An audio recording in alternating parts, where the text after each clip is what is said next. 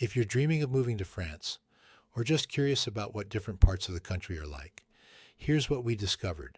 Our first long-term stay was in Lot-et-Garonne, a stunningly beautiful but very rural area not too far from Bordeaux. Picture rolling hills, fields full of flowers and livestock, and roads that looked too narrow for my car, but somehow they were two-way streets. What we loved, the scenery was unreal.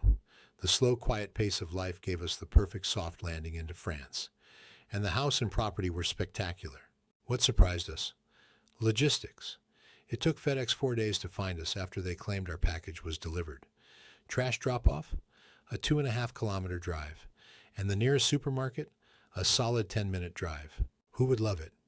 If you want peaceful countryside living with breathtaking views and don't mind a little extra effort, this is your place. Plus, you are not too far from the big expat communities in the Dordogne. Charente Maritime. This was where we originally thought we'd settle. The houses here were exactly what we dreamed about when we were still in the U.S.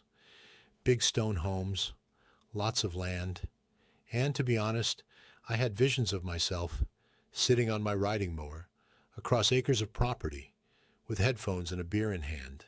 What we loved? Amazing produce, great access to the coast, and some charming little towns. What changed our minds? Isolation. With more land comes more distance from everything, and the region is pretty flat. It is still beautiful, but we realized we wanted a bit more variety in the landscape. Brittany surprised us. We stayed in Cancale and explored Dinan, Saint-Brieuc, and Dinard. And for a while, I was convinced Dinard was the place. It had seaside charm, beautiful homes, a great climate. Not too hot, not too cold. Why didn't we move there? Everyone else loved it too, which meant real estate costs were sky high. And since we were transitioning into retirement, spending like we were still in LA didn't seem like the smartest move. Burgundy. Wow. Just outside Beaune, in the heart of wine country. The views? Incredible. The wine? Some of the best in the world. And we made great friends there. We even came back and spent the winter here in the same house. And that's when we learned something important. Huge windows, 25-foot ceilings, and visitors from Florida add up to a ton of heating expenses. Not ideal. Lesson learned. Experiencing a place in different seasons can really change your perspective. Next was the Languedoc, near Carcassonne, and it almost had us. We loved it there. The wine, the food, the Spanish influence, proximity to the coast, it all felt perfect. We almost pulled the trigger on homes in Limoux and Cons-Minervois. Why didn't we buy? That summer was hot and dry. The strong winds, wildfire risks, and the dryness made us think twice. From there, we headed over to Provence. It's just magic.